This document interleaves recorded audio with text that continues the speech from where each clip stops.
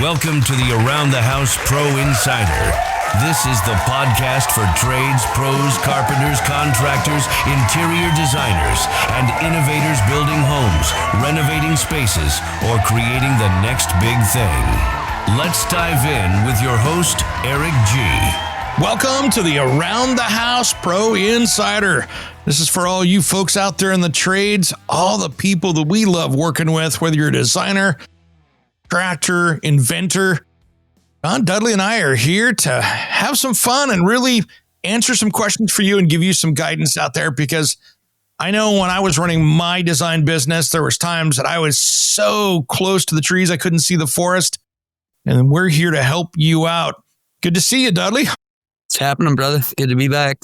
Yeah. Today I wanted to talk about, my friend, I think one of the biggest challenges that I'm seeing out there, especially here in the US for contractors, is how do you deal with price increases, tariffs, all that kind of stuff? Because here in about 10 days or so, depending on when you're listening to this, imported those knockdown Chinese cabinets that come in, you got to put them all together like IKEA stuff. There's going to be a about them the other day. Tariff on those things here quickly. We're going to see that really jump up, as well as there's a new 10% softwood lumbers tariff coming in from Canada. So we're going to see some of that Canadian lumber going up, which as a contractor, you go, okay, what do we do to work with that? It's really creating yourself a model that's flexible enough so that when those things happen, you can go back to your client and go, hey, by the way, your cabinet quote just went up 50%. By the way, guys, I'm not eating it, right? Yeah. It's a tough one. And that's just putting amendments in the contracts, right? Just stipulations that say, if this were to occur or volcano caught the world on fire, yeah, I'm not eating the cost. If these, based on today's prices, sums all that up. So 3 weeks from now, if your cabinets are now $1,500 more, so you guys are going to have to find that, not me, the contractor. Exactly. And first off, this is where you get great legal advice, contract attorney to go through it. But basically what you want to see in there is, and my thing is too, is give yourself, when you write out an estimate, give yourself a 30-day on that. Don't give us estimate good for 6 months. If you want to revisit it, you want to talk to these people again. So if they go, hey, I'm not doing this for 3 months, no problem. We're just going to make sure that we update it every time. Because if you come back and, something's happened, you've at least got that out. It's creating outs for yourself to protect you. And that's been standard practice for years. That's at the bottom of almost any contract that's well written, valid for 30 days. This absolutely estimate, this proposal. And that's important. That's one of those things that you look at and go, okay, I need to do that. And second of all, have those outs like we were talking about. Have it. This is based on the prices of today. My labor prices may not move, but material prices are based on today. If we have anything that raises that material price by over 5 or 7% or whatever it is from here, or if there's any tariffs, natural disasters, that kind of stuff, then we might have to adjust this quote based on this. But this is based on the information I have today. Yeah, and I would say two things. I would say any client that balks at that, you probably don't want to work with anyway. And secondly, that's just prudence in an environment that we've got going on right now. We don't know when the next tariff's coming. We don't know if it's going to be on copper. We don't know if it's going to be on doorknobs from Pennsylvania. It could be anything at this point. So yeah, cover your ass. Absolutely. It used to be when I was doing projects and stuff that you'd see guys, electricians going into Home Depot and Lowe's buying wire off the shelf in there because they could get it cheaper there than anywhere. That was their loss leader. Now I can jump on Amazon and buy it cheaper. Yeah. So you start to look at, and again, like you said, metals, that's huge, as far as, and when wire goes up, man, that electrical price goes up quick, because when you're wiring a house or rewiring a house, there's thousands of feet in that house. Yep. Yeah, that adds up super quick. And so really, I think what we're going to have to pay attention to, and the kitchen cabinet one is interesting too, because not only is it on imported cabinets from China, but here's the little thing that people are missing that they're not talking about out there. It says, and related components. Now, this is where the related components part comes in. And I think this was put in by the Kitchen Cabinet Manufacturers Association. Why? Because they were fighting against these Chinese tariffs. We had them on the Around the House show probably 18 months ago. on the regular show, the Kitchen Cabinet Manufacturers Association. All those brands in the home centers, American Woodmark, Craftmade, all those guys back then were sending a ship full of containers all the way over to China with plywoods and particle boards in it.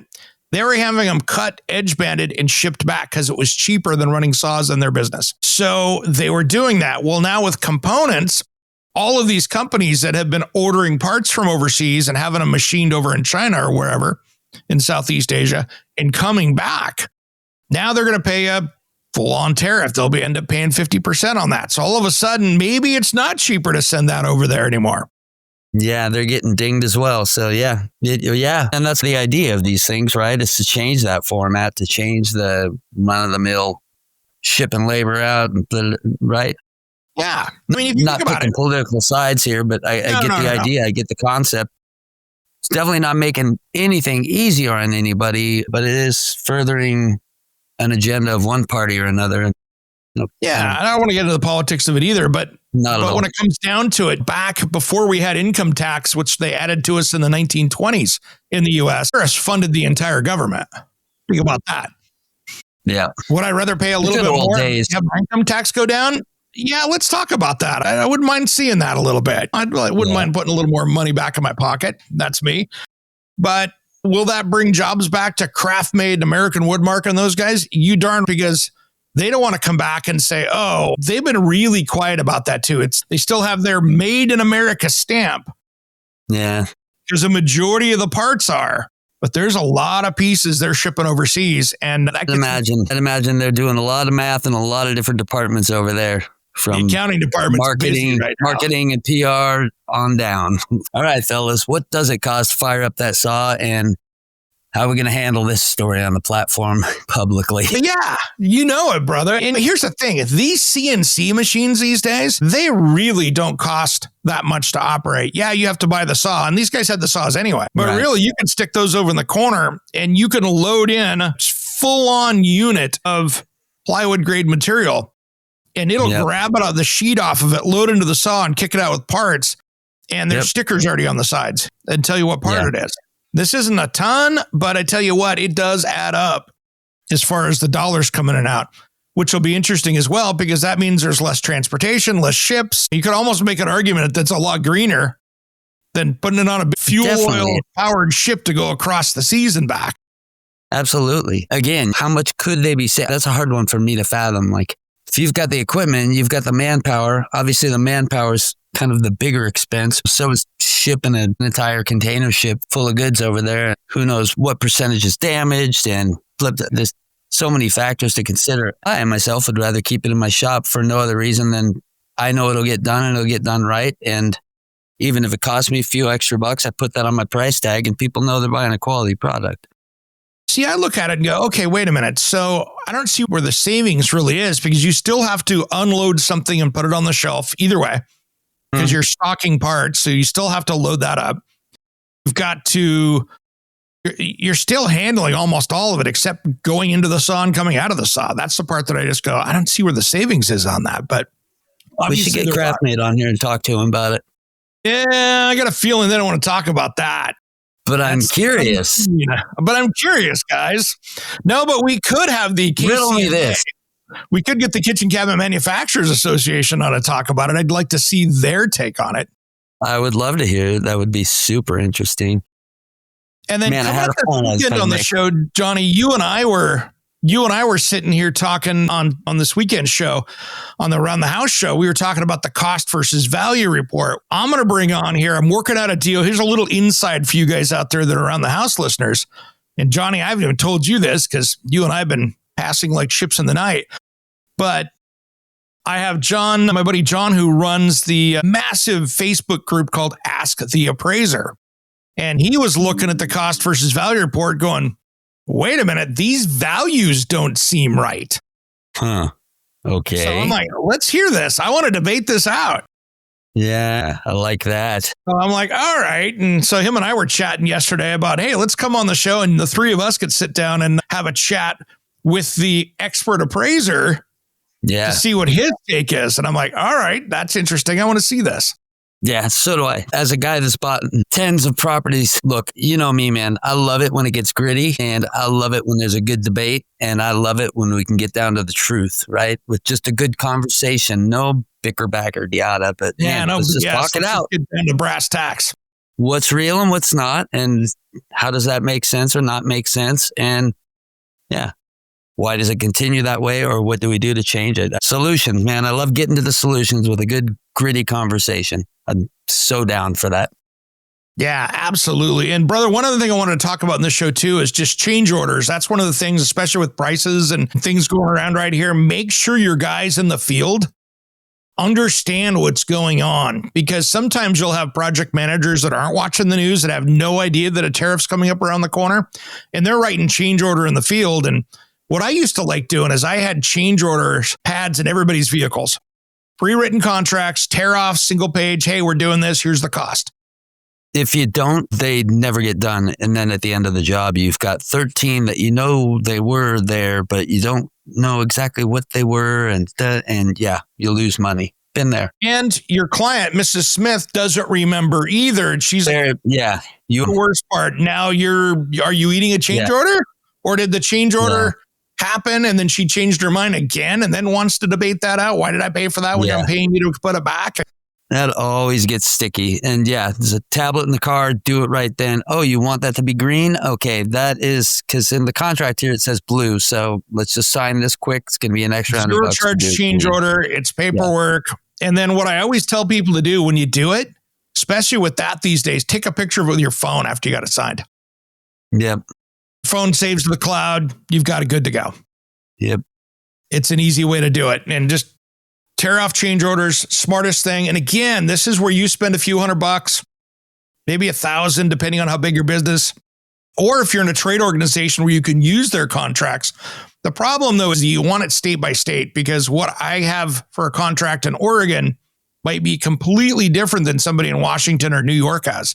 So you need to make sure that it's for your area that you work in, because when it comes to you contractors out there, and I love you guys, the stuff you guys have to navigate, like here in Oregon, it's really easy. You have a contractor's license that covers the state of Oregon, period. Washington, the same thing. But when you get into many states around, especially when you get to the Midwest and even up east, there's no state contractor's license. It's for the city of Philadelphia. But if you walk across the street into the township, county, or whatever else that's there, it doesn't work for that. Then you have to go over and get another one for over here. And so it's a citywide or countywide or township-wide versus a statewide. And I think it's so much easier to navigate when it's a statewide, because you don't have to say, not only do you have a contractor's license, but where are you working? The East Coast has always been better at getting their hands in the coffers. So hats off to them. They make you pay 10 licenses. That's the deal. It's almost like the mafia in a way. Oh, yeah, you want... I didn't want to say it, but let's just say they're older and more experienced than we are out in the West Coast. Yeah. They've got the shakedown rocking and rolling. They got it rocking and rolling. Brother, thanks for coming on today. I wanted to keep this short, as we always do, trying to keep these things under 15, 20 minutes. And that way you guys can just get a big nugget, listen during your break. And make sure you share these to your friends too. You guys tuning in out there, share it up. We'd appreciate it. We're trying to grow this back out, and we're going to be bringing in some experts too. It's not just always going to be Dudley and I sitting here bantering on this. We're going to bring in some great experts to help you with that. And it's something I'm currently working on right now. So you can get a lot going on. And that way you got something new and a new nugget to learn from for next week. Anything else you want to add, Johnny? No, I think we're good. I think we touched on a lot of things I want to continue on, and bringing on some experts with relation to topics like this, or there's so much. But man, I love the grit. I say, let's bring some folks in and let's do get it exciting. Yeah. Do it out. All righty. I'm Eric G. And I'm Johnny D. And you've been listening to the Around the House Pro Insider. Thanks for tuning in to the Around the House Pro Insider. We are happy to be back. Make sure you subscribe so you know to catch the next episode. We will see you next time. When I never wanna get it back.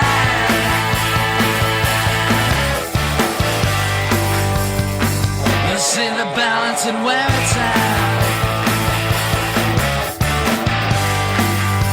Man, I need to focus now. What is that?